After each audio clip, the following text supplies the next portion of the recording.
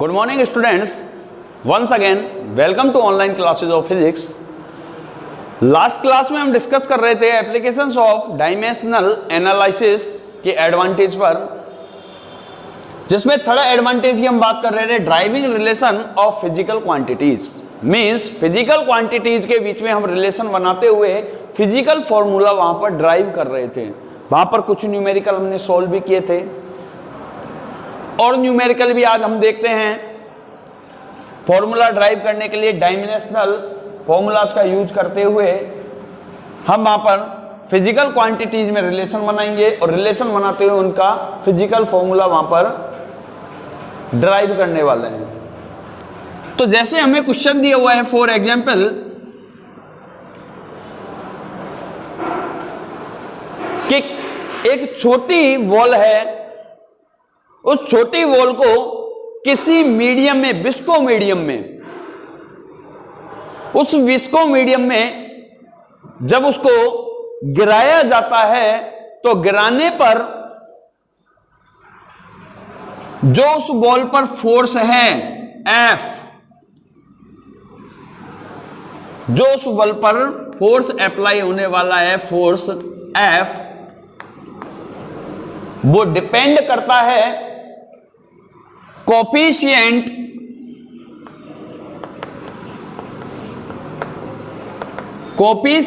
Of viscosity, coefficient of viscosity means ईटा,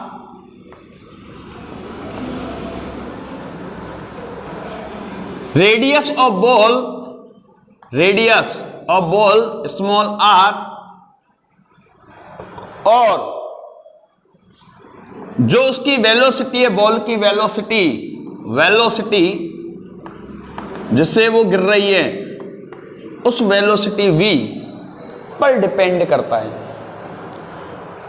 हमें तो अभी ये जानना है कि कोई बॉल है, उस बॉल को जब किसी विस्को मीडियम में गिराया जा रहा है तो उस पर जो नेट फोर्स अप्लाई हो रहा है, वो नेट फोर्स किस किस पर डिपेंड कर रहा है? कोफिशिएंट ऑफ विस्कोसिटी ईटा पर, रेडियस स्मॉल r पर, उस बॉल की रेडियस स्मॉल r, और वेलोसिटी स्मॉल v, जिस वेलोसिटी से वो नीचे गिर रही है उसके वेलोसिटी v पर डिपेंड कर रही है। तो मैंने आपको बताया था कि जो डिपेंड कर रहा है उस फिजिकल क्वांटिटी को LHS साइड लिख लेते हैं। हमें दिख रहा है कि फोर्स यहां पर डिपेंड कर रहा है, और जिन क्वांटिटीज पर डिपेंड कर रहा है उनको RHS साइड लिख लेते हैं। ठीक है, ईटा पर डिपेंड कर रहा है, रेडियस पर डिपेंड कर रहा है, और वेलोसिटी पर डिपेंड कर रहा है।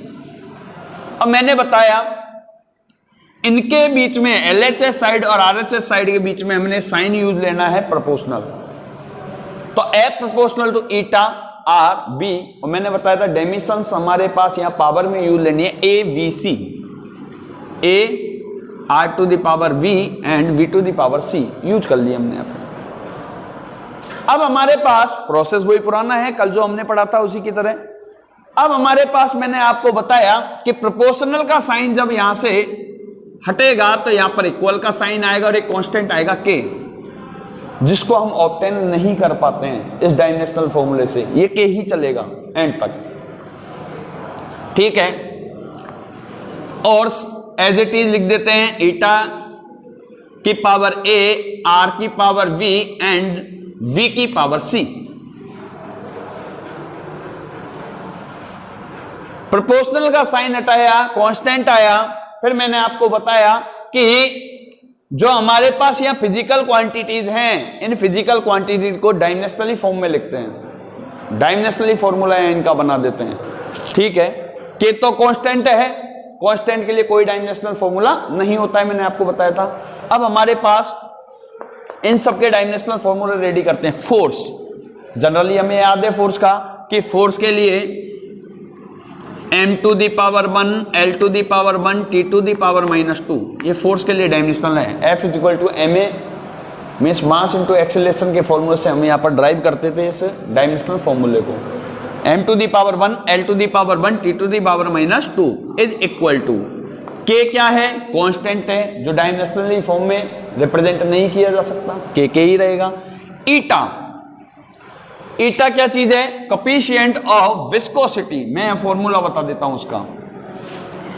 ईटा इज इक्वल टू फॉर्मूला होता है, चलो, फोर्स अपॉन एरिया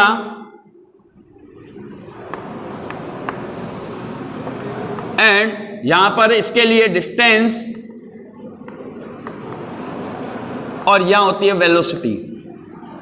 इसका फॉर्मूला होता है, वैसे जनरली इसको लिखते हैं eta is equal to F upon A DV upon DZ. Force DZ A DV, अब फोर्स एरिया डीवी डीजेड क्या है? ये अपने पास डिफरेंशियल फॉर्म में वेलोसिटी और डिस्टेंस है। तो मीन्स ये वेलोसिटी और डिस्टेंस ही हमें अभी ये याद रखना है। जब फॉर्मूला ड्राइव करेंगे अपन, जब इसको पढ़ेंगे विस्कोसिटी को, तब हमारे पास डीवी डीजेड को भी हम पढ़ने वाले हैं, तो वहां पर इसकी बात करेंगे। अभी तो हमें ये जानना है ये फोर्स है, ये एरिया है, डीजेड डिस्टेंस को रिप्रेजेंट कर रही है, डीवी वेलोसिटी को रिप्रेजेंट कर रहा है। तो हमें ईटा का डायमेंशनल फॉर्मूला यहां रखना है। तो बनाते हैं कि eta is equal to, force के लिए डायमेंशनली फॉर्मूला होता है m to the power 1 l to the power 1 t to the power -2। Distance one time है l to the power 1 upon area, length into breadth, means 2 time length आ रही है वहां पर, तो l स्क्वायर। वेलोसिटी, वेलोसिटी मतलब अपने पास velocity means हो गया displacement upon time, displacement upon time,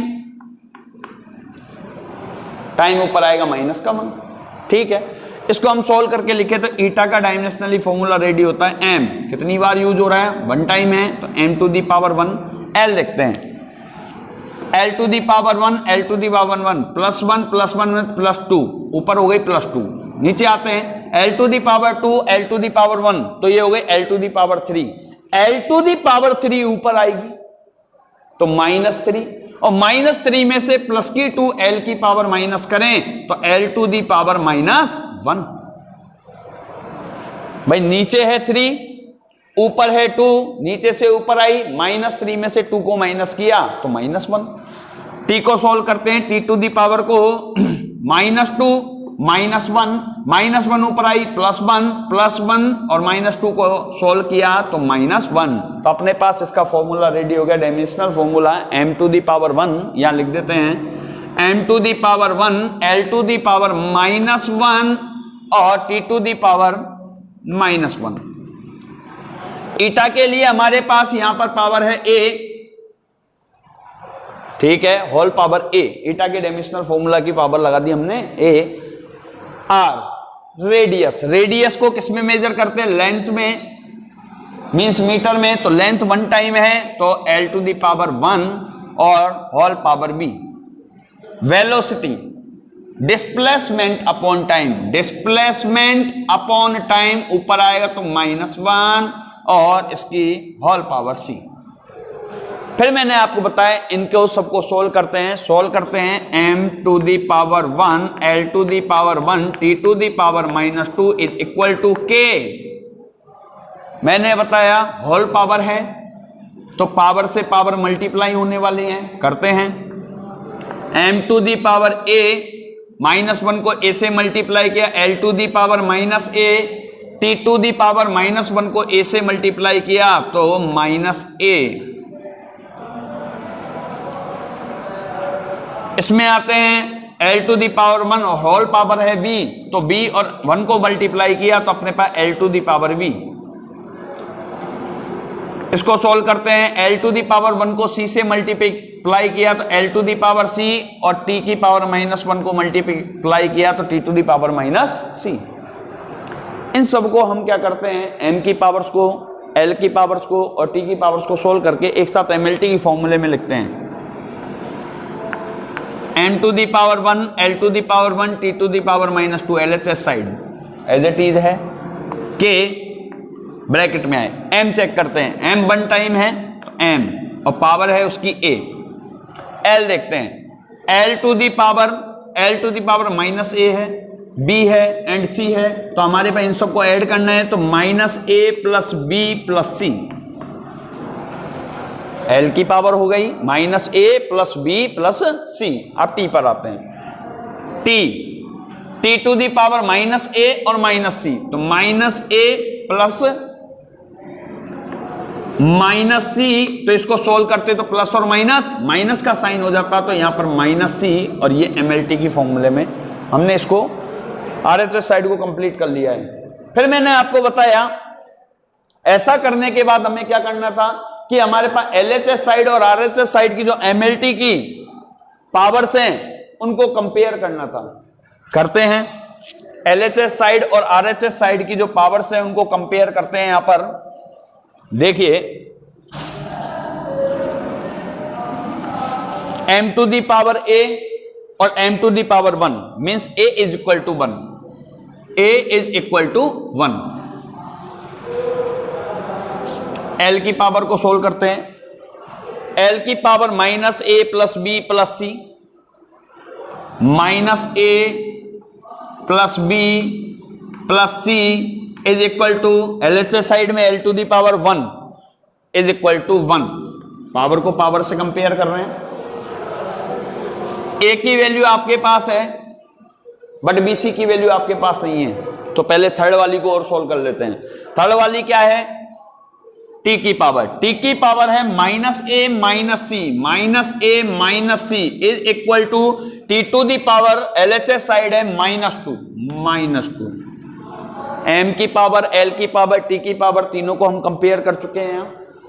अब देखते हैं, इनको सोल्व करते हैं। a की वैल्यू मुझे पता है, a की वैल्यू को अगर मैं यहां पुट कर दूं तो c की वैल्यू आ जाएगी। देखते हैं, -a की value 1 -c is equal to -2, -c is equal to -2 plus 1 interchange हुआ +1, तो -c is equal to -1, minus से माइनस कैंसिल, तो c इज इक्वल टू 1।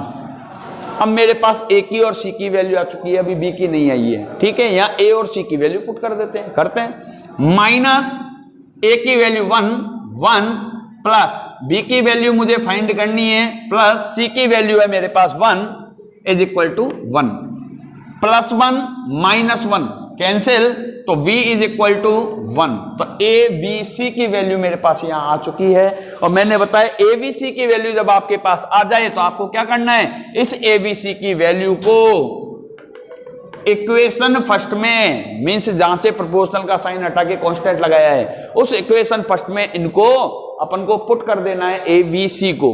देखिए, f इज इक्वल टू, जब हमारे पास a b c की वैल्यू को हम पुट कर रहे हैं इक्वेशन फर्स्ट में, तो f is equal to k eta की पावर a मीन्स 1,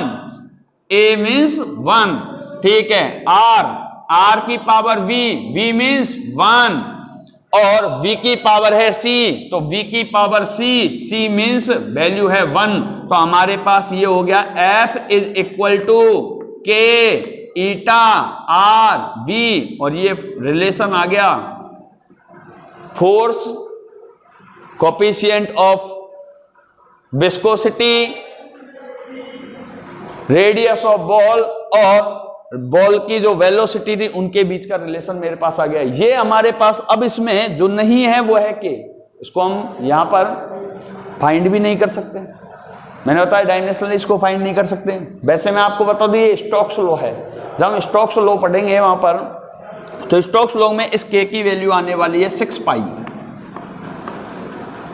बट वो वहां पर जब हम इस थ्योरम को पढ़ रहे होंगे, इस लॉ को पढ़ रहे होंगे, तब हमारे पास आएगी। तो यहां तो इसको फाइंड कर ही नहीं सकते, बट रिलेशन आ गया हमारे पास f is equal to k eta r v। ये फॉर्मूला ड्राइव हो गया अपने पास f के लिए।